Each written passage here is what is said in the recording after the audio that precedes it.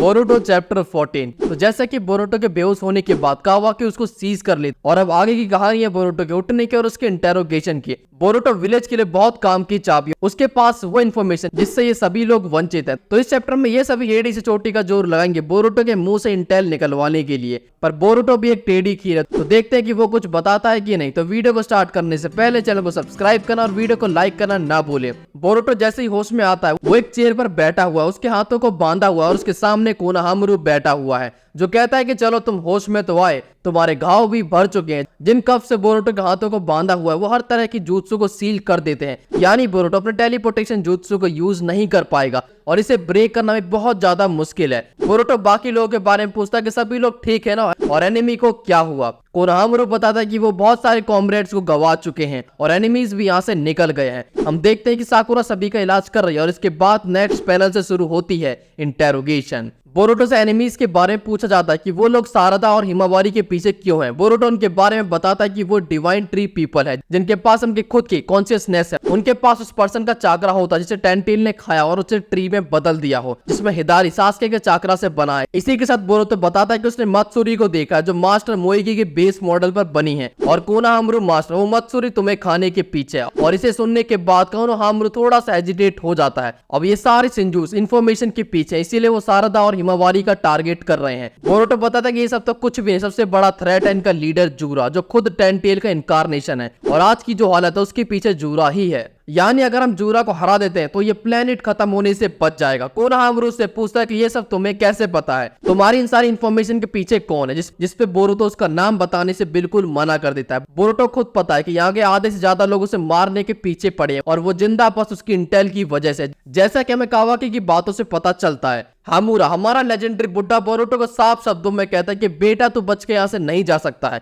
और ये रूम तेरा डेथ बेड है। हामुरा की डार्लिंग बोरुटो को कहती है कि बोरुटो अपने शब्दों को सोच समझ के यूज करना, क्योंकि वो शब्द डिसाइड करेंगे तुम्हें कैसी मौत दी जाएगी, कि एक पेनफुल डेथ या फिर पेनलेस डेथ। क्या तुमने ही लॉर्ड सेवंथ को मारा था? बोरुटो बताता है कि लॉर्ड सेवंथ तो उनकी वाइफ जिंदा है और एक सेफ जगह पर है। यहाँ पर शिकामारु को बोरुटो की रियल आइडेंटिटी के बारे में आइडिया है। बोरुटो कुछ भी बताने सीधे मना करता है कि वो कहां पर है। इस बात से सारे बुड्ढे और इंटरोगेशन एक्सपर्ट सर नाराज हो जाते हैं कि बेटा अब तुम ऐसे नहीं बोलोगे, तो वैसे तो जरूर बोलोगे। तो तैयारी होती है रियल इंटेरोगेशन के लिए। मिस्टर बोरुटो शिकामारु इनो से इनोजिन के बारे में पूछा और बोरुटो से बात करने को कहता है ट्रांसमिशन के थ्रू। इनो कहते हैं कि होकागे पर्सनल यूज के लिए माइंड ट्रांसमिशन का यूज करना और रूल्स के अगेंस्ट है और मुझे हर एक चीज की रिपोर्ट देनी होगी और मैंने ऑलरेडी 5 रेगुलेशन तोड़ दिए हैं। शिकामारु इनो से एज अ फ्रेंड इसे करने को कहता है कि ये एक टॉप सीक्रेट मिशन है और वो बस इनो पर भरोसा कर सकता है, पर इनो शिकामारु को ऐसा करने से मना कर देती है कि वो और ये सब नहीं कर पाएगी। शिकामारु ही बोरुटो को समझ सकता है, बट कोई और भी ये बात समझने के लिए तैयार नहीं है। उनके लिए बोरुटो बस एक ट्रेटर है और कुछ भी नहीं।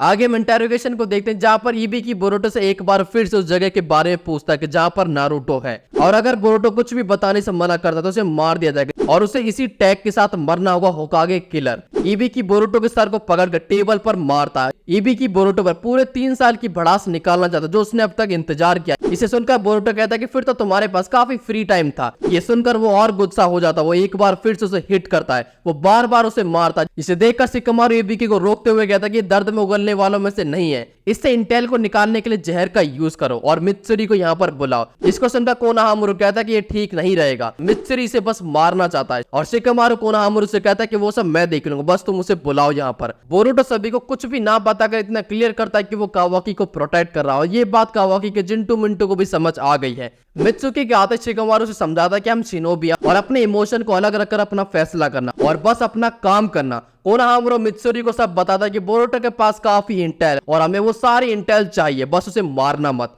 बोरुटो मित्सुरी को देखकर कहता है कि क्या तुम अभी भी अपने सन को ढूंढ रहे हो, जिसको सुनकर मित्सुरी रेंज में आकर बोरुटो पे अटैक करता और कहता है कि तुझे बस इतना ही कहना है और बाकी सभी लोग मित्सुरी को रोकते हैं, बट मित्सुकी का स्नेक छुपकर उसके हैंडकफ्स को अनलॉक कर दे और मित्सुकी बोरुटो के कान में कहता है कि तुम्हारी चीजें वेस्ट विंग सिक्योरिटी ऑफिस में रखी हैं और वहां पर बस 2 गार्ड हैं। इबुकी मित्सुरी को पीछे खींचता है पर अब तक बोरुटो के हाथ रिलीज हो चुके हैं। बोरुटो सभी से कहता है कि तुम सभी में से किसी को भी मैं अपना एनिमी नहीं मानता और तुम्हारे साथ में इंटेल शेयर करने को भी तैयार हूं, बट जिसकी जरूरत है बस उतनी। ईबीक्यू उन हैंडकप्स का सारा ब्लेम कामाडो पे डालता है कि उसने इतने वीक हैंडकप्स बनाए कि वो एक इम्पैक्ट तक को नहीं झेल पाए। पर कोनोहामारू समझ सा जाता है कि ये शायद मित्सुरी ने अनलॉक किए हैं, क्योंकि इसका कोड बस शिकमारू, ईबीक्यू और कोनोहामारू के पास ही था। यानी अब कोनोहामारू को भी बाकी दो के ऊपर शक है। और इसके बाद हमें दिखाया जाता है कि शिकमारू ने रास्ते मित्सुकी को वो 4 डिजिट कोड दे दिया था और यहाँ से बोरुटो टेलीपोर्ट होकर उस रूम में जाता है और अपने सामान को लेकर यहाँ से पार हो जाता है। मित्सुकी कोनोहामारू से माफी मांगता है, बट वो कहता है कि ये प्लान तुम्हारा नहीं था, लॉर्ड 8 का था और इसमें तुम्हारी कोई भी गलती नहीं है। और हम आगे हम सारादा और बाकी शिनोबी को देखते शिकमारू के पास आते हैं बोरुटो के इंटेल के बारे में जानने को,